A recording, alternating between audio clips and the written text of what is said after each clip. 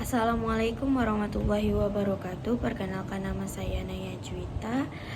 NIM saya 2290980, kelas 1B Akademi Farmasi Yasi Pontianak. Saya akan mempresentasikan materi tentang teknologi sediaan likuid. Pengertian sediaan likuid. Sediaan likuid merupakan sediaan dengan wujud cair mengandung satu atau lebih zat aktif yang terlarut atau terdispersi stabil dalam medium yang homogen pada saat diaplikasikan. Sediaan cair atau likuid lebih banyak diminati oleh kalangan anak-anak dan lanjut usia karena lebih mudah dikonsumsi. Sediaan cair memiliki keunggulan dalam hal kemudahan pemberian obat dan dosis diberikan relatif lebih akurat dan pengaturan dosis lebih mudah divariasi dengan penggunaan sendok takar. Larutan dan likuid.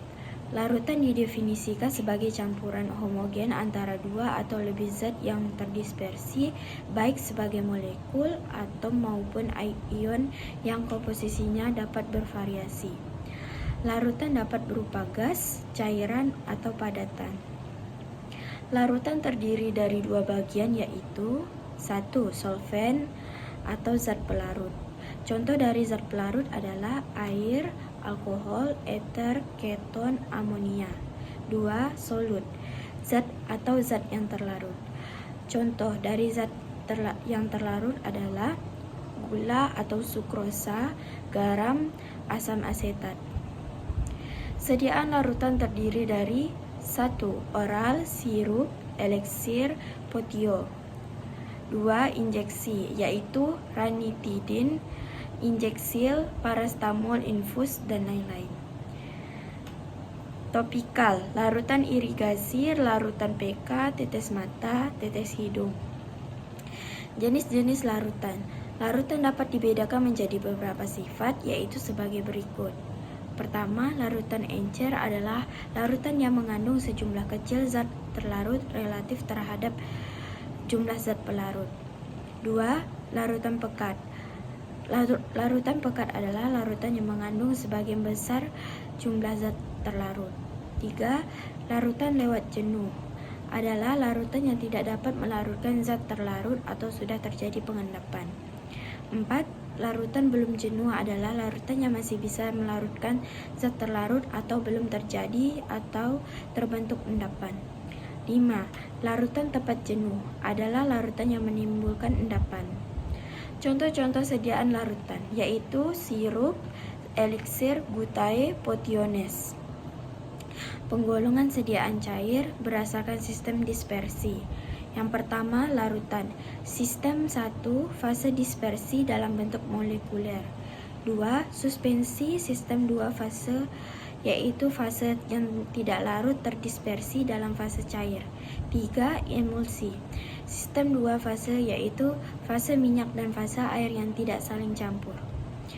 Karakteristik sediaan larutan. Yang pertama, jernih atau transparan. 2. Kadar bahan aktif sesuai kebutuhan. Ketiga, warna, bau, rasa lebih enak dan menarik. 4. Mempunyai kekentalan yang cukup.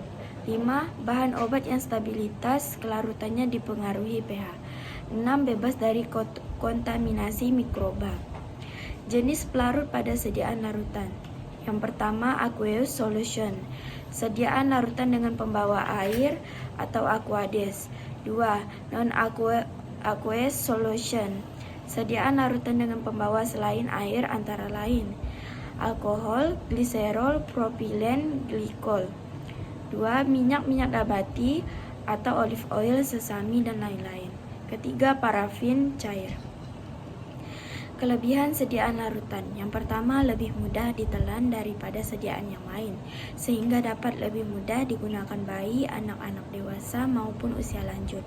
Yang kedua, segera diabsorpsi karena telah berbentuk sediaan cair atau tidak mengalami proses disintegrasi maupun pelarutan seperti pada tablet atau pil.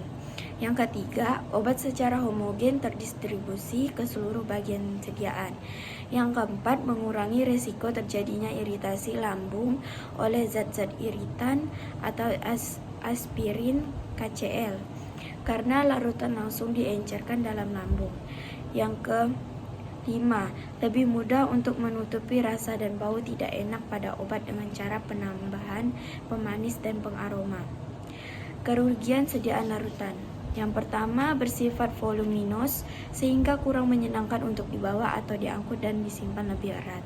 Yang kedua, stabilitas dalam bentuk cair kurang baik dibandingkan dalam bentuk sediaan tablet, kapsul, pil, terutama apabila zat aktif atau bahan mudah terhidrolisis.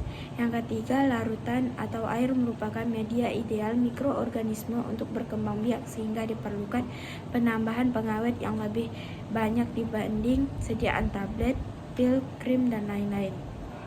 Yang keempat, ketepatan dosis tergantung kemampuan pasien dalam menakar obat. Yang kelima, rasa obat yang tidak menyenangkan akan terasa lebih tidak enak apabila dalam bentuk larutan, terutama jika tidak dibantu dengan pemanis dan pengaroma. Sekian, terima kasih. Apabila ada kekurangan, wabillahi taufiq wal hidayah. Wassalamualaikum warahmatullahi wabarakatuh.